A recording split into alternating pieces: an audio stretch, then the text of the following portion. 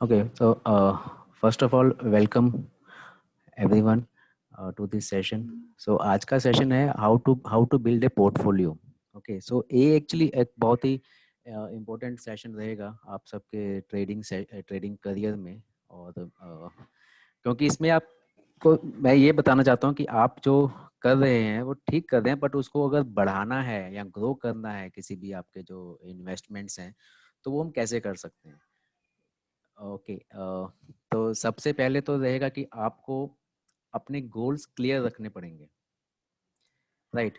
कि जैसे आपके शॉर्ट टर्म गोल्स हैं या लॉन्ग टर्म गोल्स हैं। जैसे आपका हो सकता है कि आपके बच्चे का कुछ चाइल्ड एजुकेशन के लिए, आपको हायर एजुकेशन के लिए आपका कुछ गोल है, आपको उसके लिए अभी से इन्वेस्टमेंट स्टार्ट करना है ताकि आप उसको जब ज़रूरत पड़े तो विड्रॉ करके आप उसको स्पेंड कर सकें, ठीक है।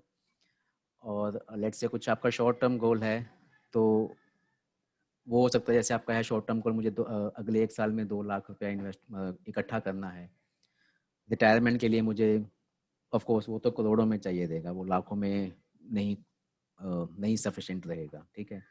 तो मेरे हिसाब से जो मैंने अब तक जो स्टडी किया है, जो एनालिसिस किया है फाइनेंशियल मार्केट्स में, तो आपके पहले गोल क्लियर होने चाहिए। शॉर्ट टर्म गोल क्या है, शॉर्ट और लॉन्ग टर्म गोल क्या है। तो शॉर्ट टर्म में मैं इक्विटी म्यूचुअल फंड्स या ऐसा कुछ भी रेकमेंड नहीं करूँगा, क्योंकि शॉर्ट टर्म में कैसा है, रिस्क एपिटाइट कम होता है अपना, और अपने को कंफर्मेशन चाहिए रहता है कि ये मेरा पैसा कम या नहीं होगा, ठीक है। तो शॉर्ट टर्म है, अगर आपका 1 साल का या 2 साल का नज़रिया है और आपको एक चाहिए ही चाहिए, अगर वो कम रिटर्न मिलता है तो आपको तकलीफ हो जाएगा या प्रॉब्लम हो जाएगा, तो मेरा रिकमेंडेशन रहेगा कि आप कॉर्पोरेट एफडी में डालिए या डेब्ट फंड में डालिए। अब मैं इसमें जो बैंक एफडी रहती है वो नहीं रेकमेंड कर रहा हूँ, क्योंकि बैंक एफडी से ज़्यादा रिटर्न आपको कॉर्पोरेट एफडी में मिलता है। और अपने यहाँ पे एंजल में आप जैसे महिंद्रा फाइनेंस है, एचडीएफसी लिमिटेड है, पीएनबी हाउसिंग है, ये 3-4 बड़े ब्रांड हैं जिनका कॉर्पोरेट एफडी मिल जिसका कॉर्पोरेट एफडी में आप इन्वेस्ट कर सकते हैं, ठीक है। तो कॉर्पोरेट एफडी में फ़ायदा ये है कि अगर आप को किसी बैंक एफडी में अगर 6% मिल रहा है, तो आपको कॉर्पोरेट एफडी में उसमें कम से कम 1.5% ज़्यादा ही मिलेगा, ठीक है। और उसमें रिस्क रिस्क भी ऐसा लगता है ना कि अगर कोई वो भाग गया या वो कंपनी बंद हो गई, तो हम किसी ऐसे कोई अननोन कंपनी में कॉर्पोरेट एफडी रेकमेंड नहीं करूँगा।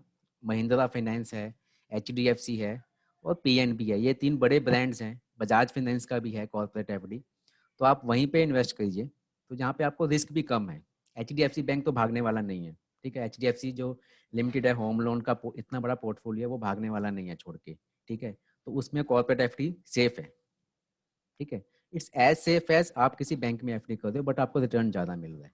डेप्ट फंड्स हैं, डेप्ट फंड्स एक म्यूचुअल फंड रहता है जिसमें उनका इक्विटी में जो एक्सपोजर रहता है वो थोड़ा कम रहता है। और डेप्ट फंड्स में आपको जो गवर्नमेंट बॉन्ड्स हैं या जो इस तरह के प्रोडक्ट्स होते हैं उसमें ज़्यादा इन्वेस्टमेंट रहता है, तो वो भी थोड़ा सेफ रहता है। रिटर्न आपको कम मिलेगा, 8 से लेकर 10% तक मिलेगा, लेकिन वो सेफ है। तो शॉर्ट टर्म गोल्स के लिए आप उसमें इन्वेस्ट कर सकते हैं। लॉन्ग टर्म गोल्स के लिए आप स्टॉक्स और इक्विटी म्यूचुअल फंड में ही इन्वेस्ट कीजिए, क्योंकि लॉन्ग टर्म में कैसा है कि अगर आपने सपोज कीजिए कोई इक्विटी म्यूचुअल फंड में इन्वेस्ट किया है, और लॉन्ग टर्म में कैसा रहेगा, आपके पास टाइम फ्रेम बहुत ज़्यादा है, 10 साल 20 साल का है। तो आपने अगर कुछ बीच में, जैसे अभी 2020 में कोरोना वायरस के चक्कर में मार्केट पूरा क्रैश हो गया, लेकिन विद इन 1 ईयर फिर से रिकवर कर ही गया है। जो पुराने हाई थे 2020 फेब के हाई थे, उसके भी ऊपर चल रहा है मार्केट, राइट। तो 1 साल में रिकवर कर गया। तो लॉन्ग टर्म में जो ये ऐसे फ्लक्चुएशंस आते हैं बड़े बड़े, उसको झेल जाता है। इसलिए लॉन्ग टर्म में मैं रेकमेंड करूंगा आप स्टॉक्स में इन्वेस्ट कीजिए या डायरेक्टली इक्विटी म्यूचुअल फंड में इन्वेस्ट कीजिए।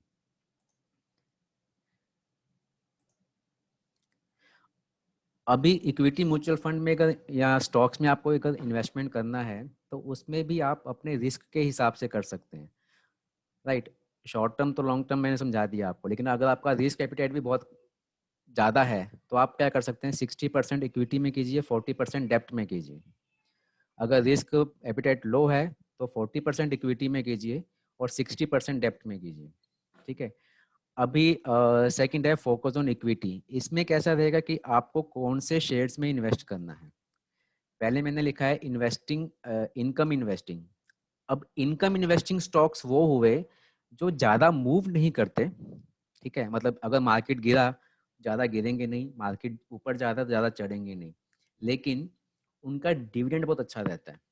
जैसे आप जो गवर्नमेंट के कंपनियां हैं उनके जो स्टॉक्स हैं, आप उनमें इन्वेस्ट करेंगे तो आपको डिविडेंड बहुत रेगुलरली मिलता रहेगा। ऐसे एग्जांपल लेता हूँ, अभी IRFC का IPO आया था, ठीक है, IPO आने के बाद विद इन 1 मंथ उसने आई थिंक ₹1.25 का डिविडेंड दिया है। 25-26 रुपए का स्टॉक है और ₹1.25 का डिविडेंड दे चुका है वो, ठीक है, लॉन्च होने के IPO के with in 1 month. Second stock में अगर बोलूँगा ITC है, ITC साल में ₹5 या ₹5 करके 2 बार डिविडेंड दे देता है। ₹200 का स्टॉक है, आप उसमें इन्वेस्ट कीजिए अगर आपको इनकम इन्वेस्टिंग के हिसाब से इन्वेस्ट करना है। तो ऐसे अगर आपको स्टॉक्स चाहिए जो ज़्यादा डिविडेंड देते हैं तो गवर्नमेंट वाले रहेंगे, या कुछ ऐसे ITC जैसे स्टॉक्स हैं जो बहुत डिविडेंड देते हैं लेकिन ज़्यादा मूवमेंट नहीं करेंगे, वो उधर ही घूमता रहेगा 40-50 रुपए के अंदर ही, ज़्यादा गिरेंगे भी नहीं, तो लॉस का भी आपको रिस्क कम हो जाता है। सेकंड है ग्रोथ वाले, ये वो स्टॉक्स होंगे जो जो ज़्यादा मूवमेंट करेंगे लेकिन इनका डिविडेंड बहुत कम मिलेगा, ठीक है, ये पहले वाले से उल्टा है। पहले वाला क्या चाहता, मूवमेंट कम करेगा डिविडेंड ज़्यादा देगा। सेकंड वाले स्टॉक्स हैं ये ज़्यादा मूवमेंट करेंगे लेकिन डिविडेंड कुछ नहीं देंगे, क्योंकि तो कैसा रहेगा, अगर आप एक्टिव एक्टिव ट्रेडिंग कर सकते हो, मतलब आप हमेशा एक्टिव रहोगे, एटलीस्ट हफ्ते में तो देख रहे हो कि जो खरीदा था वो कहाँ पे चल रहा है, तो आप ग्रोथ इन्वेस्टिंग भी कर सकते हो। थर्ड है वैल्यू इन्वेस्टिंग। वैल्यू इन्वेस्टिंग है वो कि जैसे अभी इंडिया में या वर्ल्ड वाइड चल रहा है कि electric cars is the future, ठीक है, तो अभी वो फ्यूचर आया तो नहीं है, अभी तो हम प्रेजेंट में जी रहे हैं। इलेक्ट्रिक कार्स इंडिया में चालू हो गए लेकिन वो अभी मास प्रोडक्शन नहीं है, ठीक है, अभी अपने इवन अब जहाँ पे आप रह रहे हो किसी कॉम्प्लेक्स में, हाउसिंग सोसाइटी में, आप देखिए कितनी इलेक्ट्रिकल कार्स हैं, एक भी बहुत मुश्किल से मिलेगी, लेकिन ये फ्यूचर है, ठीक है। तो आप इलेक्ट्रिक कार्स या इलेक्ट्रिकल जो चीज़ें बनाने वाली कंपनी है, जो जो जैसे पार्ट्स बनाने वाली कंपनी है, जैसे बैटरी वाली है, ठीक है, तो आप ऐसे वाले स्टॉक्स आइडेंटिफाई करके उनमें आप इन्वेस्ट करके देखिए, लेकिन उसको आप उसमें आपको 5 से 7 साल तक इन्वेस्टेड रहना पड़ेगा, और फिर अभी आपको वो बहुत कम दाम में मिलेगा, लेकिन 5 से 7 साल बाद वो बहुत बहुत ज़्यादा बढ़ चुके होंगे, क्योंकि तब उनका टाइम आ चुका होगा 5 साल बाद। तो वैसे स्टॉक्स में इन्वेस्ट करना है तो आप वैल्यू इन्वेस्टिंग के हिसाब से वैसे स्टॉक्स में कर सकते हैं। आपको आइडेंटिफाई करना है कि आगे का फ्यूचर किस में रहेगा, तो आप कभी भी कॉन्टेक्ट कीजिए। जैसे अभी मैंने एग्जांपल दिया इलेक्ट्रिकल कार्स वाला, वैसा है गेमिंग का है, तो ये ऐसे कुछ स्टॉक्स हैं जो आगे जाके आपको फ्यूचर में बढ़ने ही हैं, ठीक है। ओके, अभी जैसे पहले स्क्रीन में पहले स्लाइड में बताया था कि शॉर्ट टर्म और लॉन्ग टर्म गोल्स के अकॉर्डिंगली, ठीक है, तो सबसे पहले मैं ये नीचे वाले 3 एक्सप्लेन करूँगा। अपना सबसे पहला रहता है कि यार अभी तो मेरा जॉब है या बिजनेस है, लेकिन जैसे एज बढ़ता जाएगा, रिटायरमेंट के पास पहुंचेंगे, तब मेरे से शायद उतना काम नहीं हो पाएगा, लेकिन मुझे रेगुलर इनकम तो चाहिए, क्योंकि मेरे को अपने बच्चों पे डिपेंडेंट नहीं होना है या उनको ऊपर बर्डन नहीं डालना है कि वो मेरा भी खर्चा संभालें। जैसे मैंने अपनी पूरी ज़िंदगी जी है, ऑफ कोर्स स्कूल कॉलेज इसके बाद, कि मैं दूसरों का किया हूँ, ठीक है, तो मैं चाहता हूँ कि मैं अपने ओल्ड एज में भी मैं ही दूसरों का हेल्प करूँ, मेरे को किसी के आगे हाथ फैलाना ना पड़े। तो उसके लिए आपको अभी से प्लानिंग करना पड़ेगा, चाहे आप 40 के हैं चाहे आप 50 पे के हैं, उसका कुछ फर्क नहीं पड़ता, जितना जल्दी कर लें उतना अच्छा है। अगर आप 50 के हो गए हैं और अभी तक आपने प्लानिंग नहीं की है, तो भी आपके पास 10 साल हैं, उसको प्लान करके अभी अभी प्लान करके उसको स्टार्ट इन्वेस्टिंग के लिए, ताकि आप 65 तक अगर आप काम करते हैं तो 15 साल में आप एक बड़ा अमाउंट इकट्ठा कर लें, तो आपको ओल्ड एज में थोड़ा इजीली रहेगा, ठीक है। तो रिटायरमेंट के लिए आपको जो है वो लॉन्ग टर्म के हिसाब से करना पड़ेगा। इसमें आपको इक्विटी फंड्स या म्यूचुअल फंड, या अगर आप डायरेक्टली, अगर वैसे मैं तो कर ही रहा हूँ तो मेरे साथ करते रहेंगे, तो हम डायरेक्टली स्टॉक्स में इन्वेस्टमेंट करते रहेंगे और उसको पोर्टफोलियो बनाते रहेंगे, एक बड़ा पोर्टफोलियो बन जाएगा। सेकंड है, आपके अगर छोटे बच्चे हैं अभी और अभी तक उनका एजुकेशन कंप्लीट नहीं हुआ है, ठीक है, तो उसके लिए भी मैं इक्विटी और म्यूचुअल फंड ये रेकमेंड करूंगा, और म्यूचुअल फंड में भी मैं इक्विटी म्यूचुअल फंड ही रेकमेंड करूंगा यहाँ पे। क्योंकि डेब्ट में रिटर्न कम हो जाता है, लेकिन इक्विटी म्यूचुअल फंड में आपको 20% एनुअलाइज्ड रिटर्न मिल सकता है। ऐसे बहुत से फंड्स हैं जिनका अगर आप इंसेप्शन से रिटर्न्स देखें तो 20% के आसपास, 18% प्लस है। ठीक है। और थर्ड है मेरा वोकेशन। अभी हम सिर्फ फ्यूचर का यहाँ पे पोर्टफोलियो नहीं बना रहे हैं। इसमें हम को अगर तुमको साल में, 6 महीने में, 2 साल में कहीं घूमने भी जाना है, लेट्स से अगर आपको है कि मैं कभी इंडिया से बाहर कभी घूमने नहीं गया, एग्जांपल दे रहा हूँ, हो सकता है बहुत लोग गए होंगे, तो आपका है मन है कि मैं अपनी फैमिली को लेकर 2 साल में प्लान करूँ कि मुझे घूमने जाना है। ठीक है।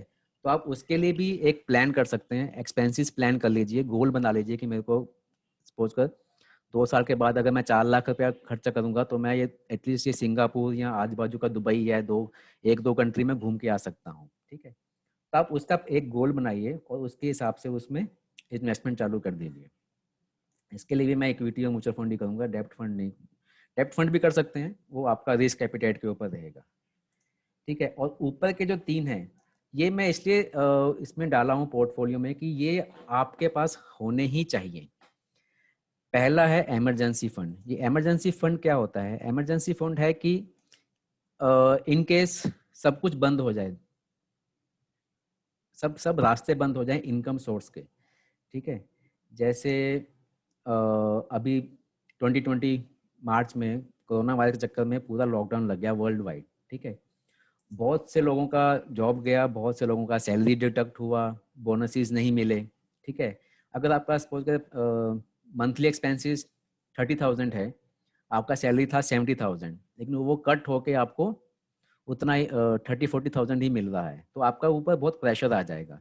लेकिन अगर आपने एक फंड रखा हुआ है, इमरजेंसी फंड, जिसमें आपके अगले 6 महीने का जो खर्चा है वो आपने अलग से एक पॉकेट में रखा हुआ है। ठीक है। पोर्टफोलियो क्या है? डिफरेंट डिफरेंट पॉकेट्स हैं आपके पास। 5 पॉकेट हैं, एक इमरजेंसी फंड का है। ठीक है। और एक आपका लॉन्ग टर्म के लिए है, एक एजुकेशन के लिए है, एक आपका वेकेशन के लिए है। ठीक है। तो आपके पास अगर 4-5 पॉकेट्स हैं तो आपको बहुत इजीली फंड मैनेजमेंट कर पाओगे। तो ये मेरा हमेशा रिकमेंडेशन रहता है। मैंने भी झेला है कि जैसे अभी कोरोना वायरस था, उसमें भी सैलरी डिडक्ट हो रहे हैं, कुछ ना कुछ इशूज चल रहे हैं कि कुछ बाहर जान सकते हो तो कमाओगे कैसे। तो ये मेरे पास फंड्स थे, तो मेरा पूरा कोरोना टाइम में मेरे को कुछ इशू नहीं आया, किसी से को कुछ हेल्प लेने का ज़रूरत नहीं पड़ा। मेरे पास इनफ फंड्स थे कि मैं 1 साल तक उसको, कुछ भी मेरा इनकम नहीं होगा, मैं चला सकता हूँ घर अपना without any compromise with the life style. ठीक है। सेकेंड है आपका लाइफ इंश्योरेंस हो, तो जो इन अर्निंग मेंबर है घर का, उसका लाइफ इंश्योरेंस हो। और ये लाइफ इंश्योरेंस जो है वो प्योर टर्म प्लान हो। ठीक है। ये नहीं कि मैंने अगर 10,000 प्रीमियम दिया है तो मेरे को 10 साल तक मैं प्रीमियम भरता रहा हूँ, 10 साल इंटू 10 का हो गया 1 लाख मैंने प्रीमियम भरा, तो मेरे को 10 साल बाद अगर मुझे कुछ नहीं हुआ तो मुझे रिटर्न में कुछ मिले। वैसे वाले इंश्योरेंस प्लान भी ठीक है, बट उसमें आपका जो सम एश्योर्ड होता है वो बहुत कम हो जाता है, उसमें आपका सम एश्योर्ड 10 लाख ही होगा। ठीक है। लेकिन अगर आप प्योर टर्म प्लान लेते हो तो आपको 6,500-10,000 में, जैसे मेरे पास है वो, मेरा तो 6,000 का ही है और वो है भी 50 लाख का। ठीक है। तो मैं प्योर टर्म प्लान लिया हूँ, जिसमें अगर कुछ हो जाता है, मिस हैपनिंग होती है, तो आपको एक बड़ा अमाउंट मिल जाएगा आपकी फैमिली को। और इसमें मैं एक और चीज़ बोलना चाहूँगा कि आपको दूसरों का देख के ये नहीं करना है कि मेरे को 2 करोड़ का चाहिए या 3 करोड़ का चाहिए। टर्म प्लान आपको उतना ही लेना है जितना आपका लाइबिलिटी है। लाइबिलिटी आप डिसाइड कीजिए, आपका होम लोन कितना पेंडिंग है, आपके बच्चे अगर 10th अभी सपोज कीजिए छोटे हैं, ठीक है, तो अगले 10 साल या 7 साल तक उसकी एजुकेशन में कितना खर्चा होगा। ठीक है। वो आपका लाइबिलिटी है। ठीक है। अगर आपको कुछ अर्निंग मेंबर को कुछ हो जाता है तो ये 2-3 लाइबिलिटी अगर आपने कवर कर ली हैं तो आपके फैमिली मेंबर्स को अगले 5 साल तक उतना टेंशन नहीं रहेगा। और 5 साल आपको पूरी लाइफ का इंतजाम नहीं करके जाना है भाई अपनी फैमिली का, राइट? बिकॉज वो भी थोड़े मेच्योर रहेंगे, वो भी कुछ करेंगे, कुछ कमाएंगे और अपना घर चलाएंगे, राइट? तो आपको कभी ऐसा नहीं करना है कि यार मैं 3 करोड़ का करूंगा, तो फिर ऐसा हो जाएगा कि आपने जीते जी तो ज्यादा खर्चा किया नहीं, लेकिन आपके जाने के बाद आपकी फैमिली बहुत अच्छे से जी रही है, राइट? लेकिन आपके साथ नहीं जी पाए वो, तो उसका कुछ मतलब नहीं है मेरे हिसाब से।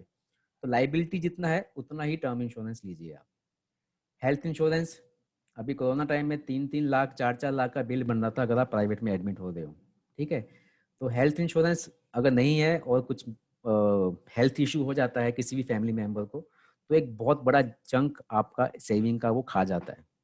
3 लाख, मुंबई में अगर आपको मलेरिया भी हो जाए तब भी 50 से लेके 80 हज़ार रुपये तक का बिल बन जाएगा आपका हॉस्पिटल में, ठीक है। और कुछ बड़ा हुआ तो आप इमेजिन कर लीजिए, 2.5-3 लाख से कुछ पहले कम कुछ होने वाला नहीं है। तो आप ये 12 से लेके 18 हज़ार तक का पूरा फैमिली का प्लान ले सकते हो। तो आप ये 2-3 चीज़ें करके रखेंगे तो आपका एक, आपके जो ये नीचे के 3 है ना, इन पे कभी इम्पैक्ट नहीं आएगा। ऐसा नहीं होगा कि आपको लाइफ कुछ हेल्थ इंश्योरेंस, हेल्थ का भी कुछ इशू हो गया तो आपको ये जो आपने वेकेशन के लिए फंड रखा था वो आपको खर्च करना पड़ रहा है, ठीक है।